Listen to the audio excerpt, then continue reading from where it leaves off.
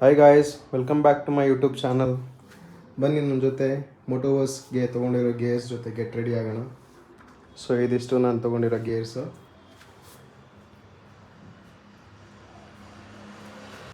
So guys, ನಿಮ್ಗೆ already ನಾನು ಯಾವ್ಯಾವ ಗೇರ್ಸ್ ಮೇಲೆ ಇನ್ವೆಸ್ಟ್ ಮಾಡಿ ಅಂತ ತೋರಿಸಿದ್ದೀನಿ. ಸೊ ಇವಾಗ ಯಾವ ರೀತಿ ಹಾಕ್ಕೊಳ್ಳೋದು ಅಂತ ಅಂದ್ಬಿಟ್ಟು ನಾನು ತೋರಿಸ್ಕೊಡ್ತೀನಿ ನಿಮಗೆ.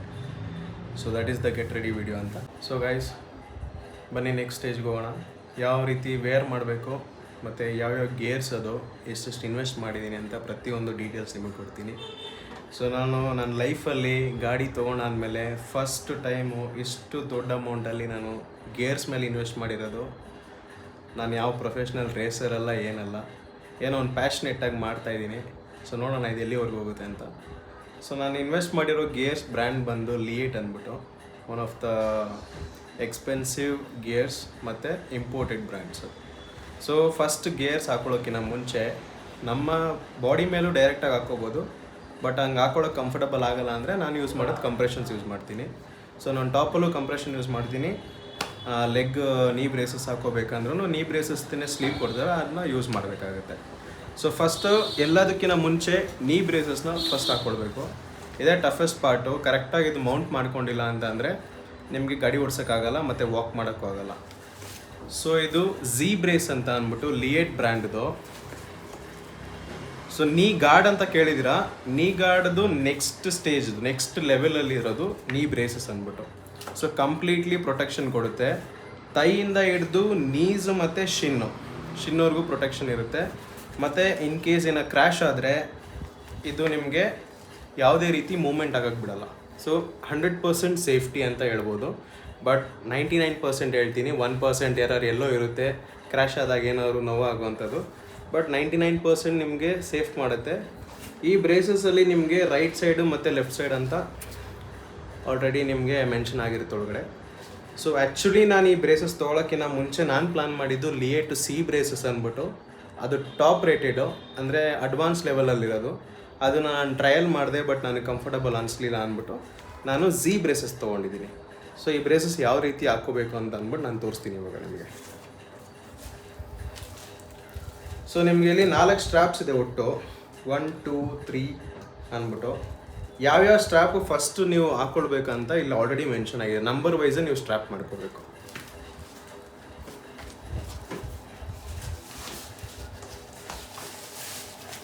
ಸೈಡ್ ವೇರ್ ಮಾಡ್ಕೊಳ್ತೀನಿ.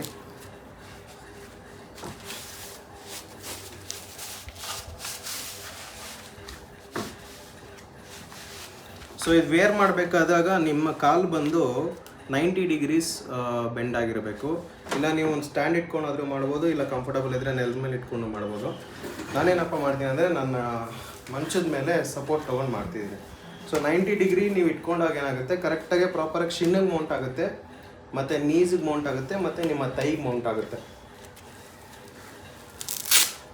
So number 1 number 4 ಸ್ಟ್ರ್ಯಾಪು.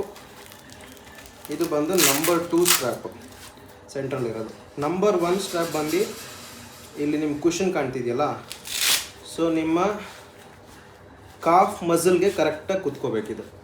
ಕಾಫ್ ಮಸಲ್ಗೆ ಕೂತ್ಕೊಂಡಿಲ್ಲ ಅಂತಂದರೆ ಇದು ಕೆಳಗಡೆ ಬಂತು ಅಂದರೆ ನಿಮ್ಮ ನೀ ಗಾರ್ಡು ಕೆಳಗೆ ಲೂಸ್ ಆಗ್ತಾ ಬರುತ್ತೆ. ಸೊ ನಿಮ್ಗೆ ಟೈಟಾಗಿರ್ಬೇಕಂದ್ರೆ ಸೊ ಶಿನ್ಗಿಂತ ಹಿಂದೆ ಕಾಫ್ ಮಸಲ್ ಏನಿದೆಯಲ್ಲ, ಕಾಫ್ ಮಸಲ್ ಮೇಲೆ ಕೂತ್ಕೋಬೇಕಿದು. ಸೊ ಟೈಟ್ ಮಾಡಿ. ರೈಟ್ ಸೈಡು ಅಡ್ಜಸ್ಟ್ಮೆಂಟ್ ಸ್ಟ್ರ್ಯಾಪ್ ಇದೆ. ಸೊ ಸ್ಟ್ರ್ಯಾಪ್ 1 ಹಾಕೋದಾದಮೇಲೆ ಸೊ ನಿಮ್ಮದು ನಂಬರ್ 2 ಸ್ಟ್ರ್ಯಾಪು, ಇದು ತೈಗೆ ಮೌಂಟ್ ಮಾಡೋದು. ತೈಗೆ ನೀವು ಕಂಫರ್ಟಬಲ್ ಆಗಿ ಯಾವ ಲೆವೆಲಲ್ಲಿ ನಿಮ್ಗೆ ಟೈಟ್ನೆಸ್ ಬೇಕು ನೋಡಿಕೊಂಡು ಅಡ್ಜಸ್ಟ್ ಮಾಡ್ಕೊಳ್ಳಿ. ಅಡ್ಜಸ್ಟ್ ಮಾಡಾದಮೇಲೆ ಸೊ ಬಟ್ ಇದು ಆಲ್ಮೋಸ್ಟ್ ಟೈಟ್ ಇರಬೇಕು. ತುಂಬ ಬ್ಲಡ್ ಸರ್ಕ್ಯುಲೇಷನ್ ಆಗದೆ ರೀತಿ ಟೈಟನ್ ಮಾಡೋಕ್ಕೆ ಹೋಗ್ಬೇಡಿ, ಅವಾಗ ತುಂಬ ಹಿಂಸೆ ಆಗುತ್ತೆ ಓಡಾಡೋದಕ್ಕೆ. ಸೊ ಅದಾದಮೇಲೆ ನಂಬರ್ 3 ಬ್ಯಾಕ್ ಸೈಡು ಥೈ ಮಸಲ್ಗೆ. ಸೊ ಸ್ಟ್ರ್ಯಾಪ್ ಮಾಡಾದಮೇಲೆ ನಂಬರ್ 4 ಕಾಫ್ಗಿಂತ ಕೆಳಗಡೆ, ಸೊ ಕಾಫ್ ಮಸಲ್ಗಿಂತ ಕೆಳಗೆ ಇದನ್ನ ಸ್ಟ್ರಾಪ್ ಮಾಡಬೇಕು. ಸೊ ನಿಮಗೆ ಸ್ಟ್ರಾಪ್ ಮಾಡಿದ್ಮೇಲೆ ಸ್ಟ್ರೈಟು ಬೆಂಡ್ ಮಾಡಿದಾಗ ನಿಮಗೆ ಕಂಫರ್ಟಬಲ್ ಆಗಿರುತ್ತೆ. ಸೊ ಅದೇ ರೀತಿ ರೈಟ್ ಸೈಡ್ ಹಾಕೋಣ.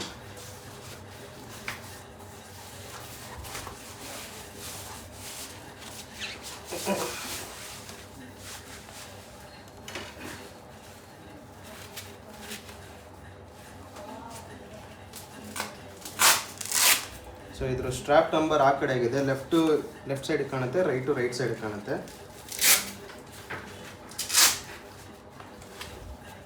ಸೊ ಫಸ್ಟು ಶಿನ್ ಮೇಲೆ ಬರೋದು ಕಾಫ್ ಮಸಲ್ಗೆ ಸ್ಟ್ರ್ಯಾಪ್ ಮಾಡಬೇಕು. ಸೊ ನಿಮ್ಗೆ ಗೊತ್ತಾಗ್ತಾ ಇದೆ ಕಂಪ್ರೆಷನ್ ಏನಕ್ಕೆ ಯೂಸ್ ಮಾಡಬೇಕಂತ.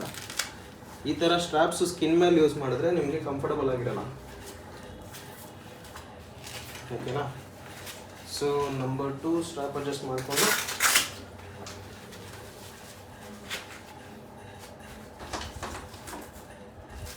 ಎಲ್ಲ ಆಯಿತು. ಸೊ ನಂಬರ್ 3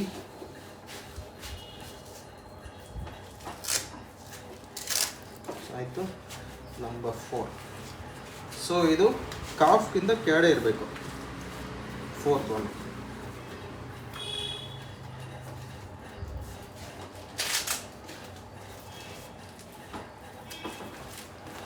ಸೊ ನೋಡಿ ಹಾಕೊಂಡಾದ್ಮೇಲೆ ಈ ಥರ ಫ್ಲೆಕ್ಸಿಬಿಲಿಟಿ ಇರಬೇಕು ನಿಮಗೆ, ಇಲ್ಲಾಂದರೆ ಓಡಾಡೋದಕ್ಕಾಗಲ್ಲ. ಸೊ ನೋಡಿ ಪ್ರೊಟೆಕ್ಷನ್ ಯಾವ ರೀತಿ ಇದೆ. ಸೊ ಯಾವುದೇ ರೀತಿ ಹಾರ್ಡ್ ಮೆಟಲ್ ನಿಮಗೆ ಶಿನ್ನಿಗೆ ಆಗಲಿ, ನೀಗೆ ಆಗಲಿ, ತೈಗೆ ಆಗಲಿ ಇಂಪ್ಯಾಕ್ಟ್ ಆದಾಗ ಸೊ ಕಂಪ್ಲೀಟು ಗಾರ್ಡ್ ನಿಮ್ಮದು ಅಬ್ಸರ್ಪ್ಷನ್ ಮಾಡುತ್ತೆ. ಸೊ ಇದಾಗಿದ ತಕ್ಷಣ next body armour. So body armour ಹಾಕ್ಕೋಬೇಕಂದ್ರೆ ನಾನು ನಿಂತ್ಕೋಬೇಕು, ಕೂತ್ಕೊಂಡೆಲ್ಲ ಹಾಕ್ಕೊಳಕ್ಕಾಗಲ್ಲ. ಸೊ ಈ ಥರ ಬರುತ್ತೆ. So completely netted, full breathable ಇದು. ಯಾಕಂದರೆ ಇದು ಆ್ಯಕ್ಚುಲಿ ಮಾಡಿರೋದೇ ಬಾಡಿ ಮೇಲೆ ಹಾಕೊಳ್ಳೋದಕ್ಕೋಸ್ಕರ. ನನಗೆ ಬಾಡಿ ಮೇಲೆ ಕಂಫರ್ಟಬಲ್ ಇಲ್ಲ ಅಂತ ನಾನು ಕಂಪ್ರೆಷನ್ ಯೂಸ್ ಮಾಡಿ ಇದು ಹಾಕ್ಕೊಳ್ತಾ ಇದ್ದೀನಿ. ಸೊ ಬಾಡಿ ಆರ್ಮರ್ ಹಾಕ್ಕೋಬೇಕಂದ್ರೆ ನಿಂತ್ಕೊಂಡು ಹಾಕ್ಕೋಬೇಕು. ಇದರಲ್ಲಿ ಏನೇನಪ್ಪ ಇದೆ ಪ್ರೊಟೆಕ್ಷನ್ ಅಂತ ಅಂದರೆ ಶೋಲ್ಡರ್ ಪ್ರೊಟೆಕ್ಷನ್ ಬರುತ್ತೆ. ಶೋಲ್ಡರ್ ಪ್ರೊಟೆಕ್ಷನ್ ಆದಮೇಲೆ ನಿಮಗೆ ಫೋರ್ ಆರ್ಮ್ ಆದಮೇಲೆ ಬ್ಯಾಕ್ ಸೈಡು ಕಿಡ್ನಿ ಬೆಲ್ಟ್ ಅಂತ ಹೇಳ್ತಾರೆ ಇದನ್ನ. ಸೊ ಕಿಡ್ನಿ ಬೆಲ್ಟ್ ಅಂತ ಅಂದ್ಬಿಟ್ಟು ಬಂದು ನಿಮಗೆ ಲಂಬರ್ಡ್ ಸಪೋರ್ಟ್ ಅಂತ ಯೂಸ್ ಮಾಡ್ತಾರೆ, ಸೊಂಟ ನೋವಿರೋರಿಗೆ ಮತ್ತು ಬ್ಯಾಕ್ಗೆ ಸಪೋರ್ಟ್ ಬೇಕು ಅಂದಾಗ ಈ ಬೆಲ್ಟ್ ಯೂಸ್ ಮಾಡಬೇಕು.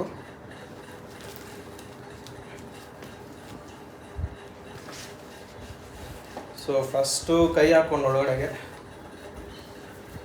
ಇಲ್ಲಿ ಆಚೆ ತೊಗೊಂಡು ಈಸಿಯಾಗಿ ಹಾಕ್ಕೋಬೇಕಂದ್ರೆ ಜಸ್ಟ್ ಗಾರ್ಡ್ನ ಪುಷ್ ಮಾಡಿದ್ರೆ ಹಿಂದೆ ಹೋಗುತ್ತೆ. ಸೊ ಇಲ್ಲಿ ಬರುತ್ತಿದ್ದು ಹಾಕ್ಕೊಳ್ಬೇಕಾದ್ರೆ ನಿಮಗೆ ಗಾರ್ಡ್ಸ್ ಎಲ್ಲೆಲ್ಲಿ ಕುತ್ಕೋಬೇಕು ಕಂಫರ್ಟಬಲ್ ಆಗಿ ಅಲ್ಲಿ ಕೂರಿಸ್ಕೊಂಡ್ಬಿಡ್ಬೇಕು. ಮತ್ತು ಜಿಪ್ ಹಾಕ್ಕೊಂಡ್ಮೇಲೆ ಅದನ್ನ ಅಡ್ಜಸ್ಟ್ ಮಾಡೋಕ್ಕಾಗಲ್ಲ.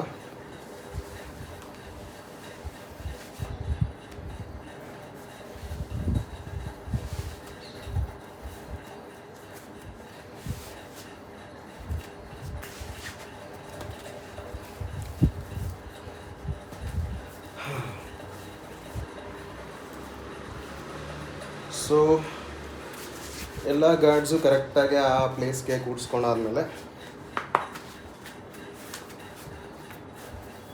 ವೆರಿಫೈ ಮಾಡ್ಕೊಳ್ಳಿ ಕರೆಕ್ಟಾಗಿ ಕೂತಿದೆಯಾ ಅಂತ. ಆಮೇಲೆ ಇದನ್ನು ಜಿಪ್ ಹೇಗಪ್ಪ ಹಾಕೋದು ಅಂದರೆ ನಾವು ಮಾಮೂಲಿ ಜಾಕೆಟ್ ಹಾಕ್ತಂಗೆ ಕೆಳಗಡೆಯಿಂದ ಹಾಕ್ಬಾರ್ದು. ಸೊ ಮೇಲೆ ಎತ್ಕೋಬೇಕು, ಚೆಸ್ಟ್ ಲೆವೆಲಲ್ಲಿ ಅಲ್ಲಿ ಜಿಪ್ ಮಾಡಿ ಕೆಳಗಡೆ ಇಟ್ಕೋಬೇಕು. ಸೊ ಇದಾದಮೇಲೆ ನೆಕ್ಸ್ಟ್ ಕಿಡ್ನಿ ಬೆಲ್ಟು.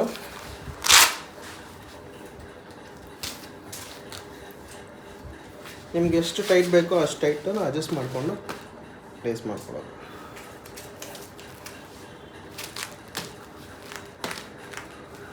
ಸೊ ಇದು ಹಾಕೊಂಡಾದ್ಮೇಲೆ ನಿಮ್ಮದು ಚೆಸ್ಟ್ ಮತ್ತು ಬ್ಯಾಕ್ ಪ್ರೊಟೆಕ್ಷನ್ ಇದೆ, ಓಕೆನಾ. ಚೆಸ್ಟ್ ಮತ್ತು ಬ್ಯಾಕ್ ಪ್ರೊಟೆಕ್ಷನ್ ಹಾಕ್ಕೊಳ್ಬೇಕು ಅಂತಂದರೆ ಜಸ್ಟ್ ಹಿಂಗೆ ಲಿಫ್ಟ್ ಮಾಡಿ ಓವರ್ ಹೆಡ್ನ ಹಾಕ್ಕೊಳ್ಳೋದು ಅಷ್ಟೇ. ಹಾಕ್ಕೊಂಡು ಚೆಸ್ಟು ಕರೆಕ್ಟಾಗಿ ನಿಮಗೆ ಚೆಸ್ಟ್ ಲೆವೆಲಲ್ಲಿ ಇದೆಯಾ ಅಂತ ನೋಡ್ಕೊಳ್ಳಿ. ಇಲ್ಲಾಂದರೆ ಇಲ್ಲಿ 2 ಸ್ಟ್ರ್ಯಾಪ್ಸ್ ಇದೆ, ಸ್ಟ್ರ್ಯಾಪ್ಸಿಂದ ಅಡ್ಜಸ್ಟ್ ಮಾಡ್ಕೋಬೇಕು ನಿಮ್ಗೆ ಯಾವ ಲೆವೆಲಲ್ಲಿ ಬೇಕು ಅಂತ. ಸೊ ಸೈಡ್ ಸಪೋರ್ಟ್ ಒಳಗಡೆ ಹಾಕ್ಬಿಟ್ಟು ಈ ಸ್ಟ್ರ್ಯಾಪ್ ಇಲ್ಲಿ ಹಾಕಿ ಲಾಕ್ ಮಾಡಬೇಕು. ಸೊ ಈ ಥರ ಲಾಕ್ ಟಿಕ್ ಸೌಂಡ್ ಬಂದ ಮೇಲೇ ಕರೆಕ್ಟಾಗಿ ಲಾಕ್ ಆಗಿದೆ ಅಂತ. ಇನ್ ಕೇಸ್ ಅದು ಲಾಕ್ ಆಗಿಲ್ಲ ಅಂದರೆ ಏನಾದ್ರು ಇಂಪ್ಯಾಕ್ಟ್ ಆದಾಗ ಲಾಕ್ ಓಪನ್ ಆಗಿಬಿಡುತ್ತೆ. ಸೊ ಹಾಕಿದ್ಮೇಲೆ ಒಂದು ಸತಿ ಪುಲ್ ಮಾಡಬೇಕು ಲಾಕ್ ಆಗಿದೆಯಾ ಅಂತ. So back support up to ನಿಮಗೆ L4 ವರೆಗೂ ಸಪೋರ್ಟ್ ಬರುತ್ತೆ ಇದು. L4 ಮತ್ತು ಚೆಸ್ಟು.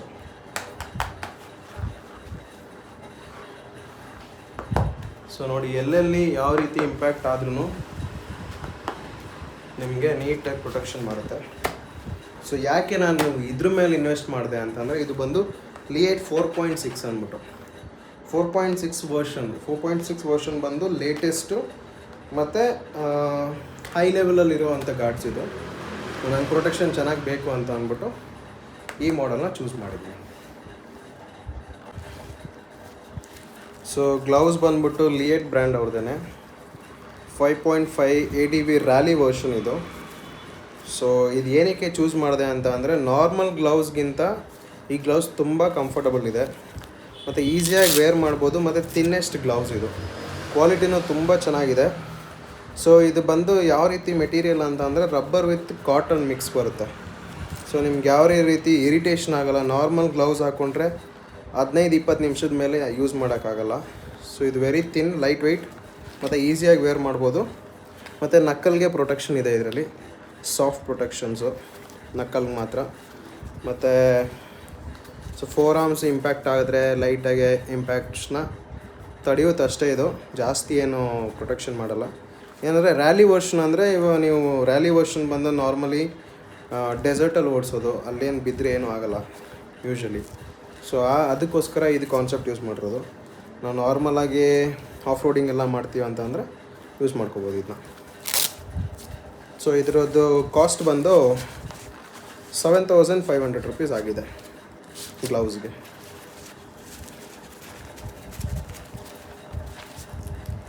ಸೊ ಈಸಿಯಾಗಿ ಹಾಕೋಬೋದು. ಮತ್ತು ಥ್ರಾಟಲ್ ಕೂಡ ನಿಮಗೆ ಫುಲ್ ಕನ್ವೀನಿಯೆಂಟಾಗಿ ಥ್ರಾಟಲ್ ರೆಸ್ಪಾನ್ಸ್ ಮಾಡ್ಬೋದು. ನೀವು ಥ್ರಾಟಲ್ ಮಾಡುವಾಗ್ಲೂ ಈಸಿಯಾಗಿ ಮಾಡ್ಬೋದು. ಮತ್ತು ಗೇರ್ ಚೇಂಜ್ ಮಾಡೋದಕ್ಕೆ ಯಾವುದೇ ರೀತಿ ಕಷ್ಟ ಆಗೋಲ್ಲ. ಬೇರೆ ಗ್ಲೌಸ್ ಎಲ್ಲ ಅಂತ ಅಂದರೆ ತುಂಬ ಕಷ್ಟ ಇರ್ತಾರೆ, ಲೆದರ್ ಗ್ಲೌಸ್ ಎಲ್ಲ.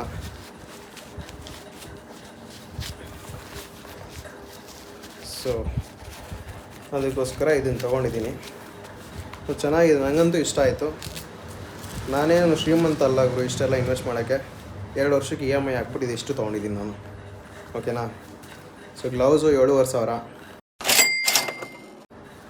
ಸೊ ನಿಮ್ಗೆ ಗೊತ್ತಿರ್ಬೋದು, Li8 ಬ್ರ್ಯಾಂಡು ತುಂಬ ಎಕ್ಸ್ಪೆನ್ಸಿವು. ಸೊ ಗೈಸ್, ಇವಾಗ ಎಲ್ಲ ನೋಡಿದ್ರಿ ಯಾವ ರೀತಿ ಆರ್ಮರ್ಸ್ನ ನಾನು ಹಾಕ್ಕೊಳ್ತೀನಿ ಅಂತ ಅಂದ್ಬಿಟ್ಟು. ಸೊ ಗ್ಲೌಸ್ ರೇಟ್ ನಿಮ್ಗೆ ಎಕ್ಸ್ಪ್ಲೇನ್ ಮಾಡಿದ್ದೀನಿ, ಎಷ್ಟಾಯಿತು, ಏನಾಯಿತು, ಏನಕ್ಕೆ ಅಷ್ಟು ಕಾಸ್ಟ್ಲಿ ಅಂತ. ನೆಕ್ಸ್ಟ್ ಬಂದುಬಿಟ್ಟು ಈ ಬಾಡಿ ಆರ್ಮರು ಮತ್ತು ಬಯೋನಿಕ್ಸ್ದು ಬಂದು ಒಂದು ಸೆಟ್ಟು 6.5 ವರ್ಷನ್ ನಾನು ತೊಗೊಂಡಿರೋದು ಬಂದ್ಬಿಟ್ಟು ರೇಟಾಗಿ ಆಗಿರೋದು 56,000. ಓಕೆನಾ. ಸೊ ತುಂಬ ಎಕ್ಸ್ಪೆನ್ಸಿವ್ ಅನಿಸುತ್ತೆ. 56,000 ಇದು ಒಂದು ಸೆಟ್ಟು. ಆಮೇಲೆ ನಾನು ತೊಗೊಂಡಿರೋ ನೀ ಬ್ರೇಸಸ್ ಬಂದ್ಬಿಟ್ಟು ಝಿ ವರ್ಷನ್ ನೀ ಬ್ರೇಸಸ್ ಬಂದು ತೊಗೊಂಡಿರೋದು 35,000. ಸೊ ನಾನು ಸಿ ಬ್ರೇಸಸ್ ತೊಗೊಳಕ್ಕೆ ಹೋದಾಗ ಅದು ಬಂದು 49,999 ಇತ್ತು. ಅದು ನನಗೆ ಕನ್ವೀನಿಯೆಂಟ್ ಆಗಿಲ್ಲ ಮತ್ತು ಕಂಫರ್ಟಬಲ್ ಇರಲಿಲ್ಲ ಅದು ಹಾಕ್ಕೊಳ್ಳೋದಕ್ಕೆ. ಸೊ ಅದನ್ನು ಬಿಟ್ಟು ನಾನು ಇದನ್ನ ತೊಗೊಂಡೆ. ಬಟ್ ಇದು ಕಂಫರ್ಟಬಲ್ ಆಗಿದೆ ಮತ್ತು ಪ್ರೈಸು ವ್ಯಾಲ್ಯೂ ಫಾರ್ ಮನಿ. ಇದರಲ್ಲಿ ಆಲ್ರೆಡಿ ನಾನು ಇದನ್ನೆಲ್ಲ ಹಾಕ್ಕೊಂಡು ನಾನು ಆಲ್ರೆಡಿ ಒಂದು ಕ್ರ್ಯಾಶು ಆಯಿತು, ಬಿದ್ದಿದ್ದೀನಿ ಪ್ರಾಕ್ಟೀಸ್ ಮಾಡಬೇಕಾದ್ರೆ ರೇಸ್ಗೆ. ಸೊ ಅಷ್ಟೇನು ನನಗೇನು ಇಂಪ್ಯಾಕ್ಟ್ ಆಗಿಲ್ಲ ಪ್ರಾಕ್ಟೀಸ್ ಟ್ರ್ಯಾಕಲ್ಲಿ. ಸೊ ಆರಾಮಾಗೆ ಬಿದ್ದು ಹಿಂಗೆ ಎದ್ದು ಕೂತ್ಕೊಂಡು ಮತ್ತೆ ಗಾಡಿ ಎತ್ಕೊಂಡ್ಬಿಟ್ಟೆ. ಸೊ ಅದಕ್ಕೆ ಇಷ್ಟು ದುಡ್ಡು ಕೊಟ್ಟು ಇನ್ವೆಸ್ಟ್ ಮಾಡಿರೋದು ವ್ಯಾಲ್ಯೂ ಫಾರ್ ಮನಿ ಅನಿಸುತ್ತೆ. ಸೊ ಯಾರು ಪ್ಯಾಷನೇಟ್ ಆಗಿದ್ದೀರಾ, ರೈಡಿಂಗಲ್ಲಿ ಪ್ಯಾಷನ್ ಇದ್ದು, ಇನ್ ಕೇಸ್ ನಿಮಗೆ ಪ್ರೊಟೆಕ್ಷನ್ ಗೇರ್ಸ್ ತುಂಬ ಚೆನ್ನಾಗಿರೋ ಪ್ರೊಟೆಕ್ಷನ್ ಗೇರ್ಸ್ ಬೇಕು ಅಂತ ಅಂದರೆ, ಸೊ ಇದರಲ್ಲಿ ಇನ್ವೆಸ್ಟ್ ಮಾಡೋದ್ರಲ್ಲಿ ಬರ್ತಿದೆ. ಸೊ ಇದೊಂಥರ ಶೋಕಿ ಅಂತ ಅಲ್ಲ, ನಿಮ್ಮ ಲೈಫ್ ಗಾರ್ಡ್ ಇದು. ಸೊ ಲೈಫ್ ಗಾರ್ಡ್ ಮೇಲೆ ಇನ್ವೆಸ್ಟ್ ಮಾಡೋದ್ರಿಂದ ಯಾವುದೇ ರೀತಿ ತಪ್ಪಿಲ್ಲ. ನಾನೇನು ಶ್ರೀಮಂತ ಅಲ್ಲ, ನಿಮ್ಗೆ ಹೇಳ್ದಂಗೆ ಇದಿಷ್ಟು ನಾನು ಪರ್ಚೇಸ್ ಮಾಡಿ 2 ವರ್ಷ EMI ಹಾಕಿ ಕ್ರೆಡಿಟ್ ಕಾರ್ಡಲ್ಲಿ ನಾನು ತೊಗೊಂಡಿದ್ದೀನಿ. ಈ ವಿಚಾರ ನನ್ನ ಹೆಂಡ್ತಿ ಗೊತ್ತಾಯಿತು ಅಂತ ಅಂದರೆ ಆಬ್ವಿಯಸ್ಲಿ ಗೊತ್ತಾಗುತ್ತೆ. ಯೂಟ್ಯೂಬ್ಗೆ ಹಾಕಿದ ತಕ್ಷಣ ನನಗೇನು ಕೆರ ಕಿತ್ತೋಗಂಗೆ ಹೊಡಿತಾಳೋ ಇಲ್ಲ ಪೊರ್ಕೆ ತೊಗೊಂಡು ಹೊಡಿತಾಳೋ ನನಗಂತೂ ಗೊತ್ತಿಲ್ಲ. ನಮ್ಮ ಆಡಿಯನ್ಸ್ಗೋಸ್ಕರ ನಾನು ಪ್ರಿಪೇರ್ ಆಗ್ತಿರೋ ಮೋಟೋವರ್ಸ್ ರೇಸ್ಗೋಸ್ಕರ ನಾನು ಇದನ್ನ ರಿವೀಲ್ ಮಾಡ್ತಾಯಿದ್ದೀನಿ. ಆ್ಯಕ್ಚುಲಿ ಪ್ರೈಸ್ ರಿವೀಲ್ ಮಾಡಬಾರ್ದು ಅಂದ್ಕೊಂಡಿದ್ದೆ.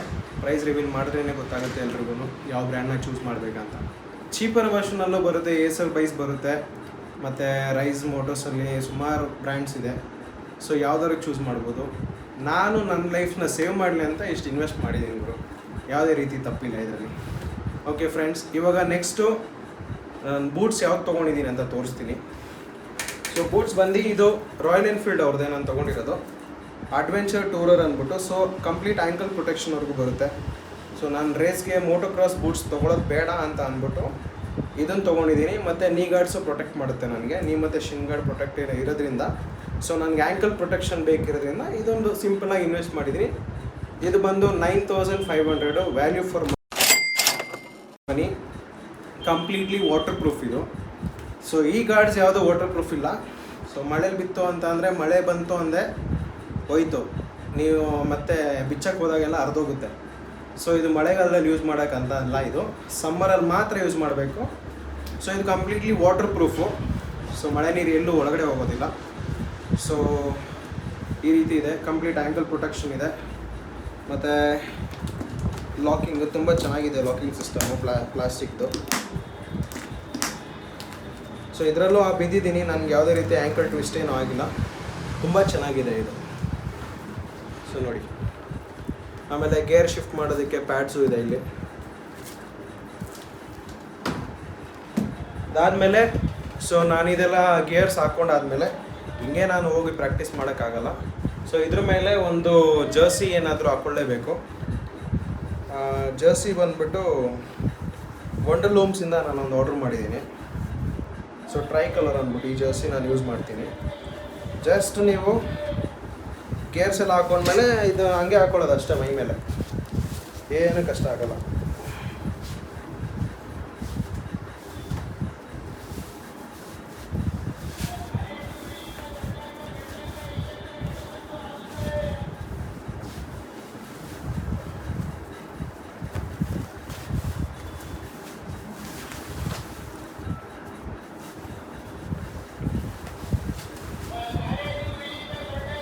ಸೊ ಈ ರೀತಿ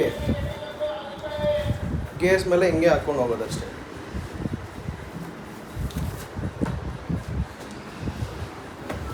ಜರ್ಸಿ ಏನಕ್ಕೆ ಪ್ರಿಫರ್ ಮಾಡ್ತೀಯ ಅಂತ ಅಂದರೆ ಏರ್ ಫ್ಲೋ ಚೆನ್ನಾಗಾಗಲಿ ಅಂತ ಅಂದ್ಬಿಟ್ಟು. ಸೊ ನಾನು ಕೊಟ್ಟಿರೋ ಇನ್ಫಾರ್ಮೇಷನು ನಿಮ್ಗೆ ಇಷ್ಟ ಆಗಿದ್ದಲ್ಲಿ, ಇನ್ಫಾರ್ಮೇಟಿವ್ ಅನಿಸಿದರೆ ಲೈಕ್ ಮಾಡಿ, ನಿಮ್ಮ ಫ್ರೆಂಡ್ಸ್ಗೆ ಶೇರ್ ಮಾಡಿ, ಸಬ್ಸ್ಕ್ರೈಬ್ ಮಾಡಿ. ಮತ್ತು ಕಮೆಂಟ್ ಸೆಕ್ಷನ್ ಆಲ್ವೇಸ್ ಓಪನ್ ಇರುತ್ತೆ. ನಿಮ್ಗೇನಾದರೂ ನಾನು ಹೇಳಿರೋದು ತಪ್ಪಿದೆ, ನಾನೇನಾದ್ರು ಸುಳ್ಳು ಹೇಳಿದ್ದೀನಿ ಅಂತಂದರೆ ಕಮೆಂಟ್ ಸೆಕ್ಷನ್ ತೆರೆದಿದೆ, ನೀವು ಯಾರು ಬೇಕಾದ್ರೆ ಏನಾದ್ರು ಕಮೆಂಟ್ ಹಾಕ್ಬೋದು. ನಾನು ಅದರಿಂದ ಕಲ್ತ್ಕೋತೀನಿ. ನಾನು ಇವಾಗ ಶುರು ಮಾಡೋದು ಮೋಟೋ ಬ್ಲಾಗಿಂಗು. ಸೊ ನಾನೇನು ಪ್ರೋ ರೈಡರ್ ಅಲ್ಲ, ಪ್ರೋ ರೇಸರ್ಸರ್ ಅಲ್ಲ. ಸೊ ಈಗ ಚಾನಲ್ ಮಾಡಿರೋ ಇದಕ್ಕೆ ನಿಮ್ಮ ಸಪೋರ್ಟ್ ಕೇಳ್ತಾ, ಲೈಕ್, ಶೇರ್, ಸಬ್ಸ್ಕ್ರೈಬ್ ಮಾಡಿ ಅಂತ ಕೇಳ್ತಾ ಈ ವಿಡಿಯೋ ಇಲ್ಲಿಗೆ ಮುಗಿಸ್ತೀನಿ. ಸಿಗೋಣ ಮುಂದಿನ ವಿಡಿಯೋದಲ್ಲಿ.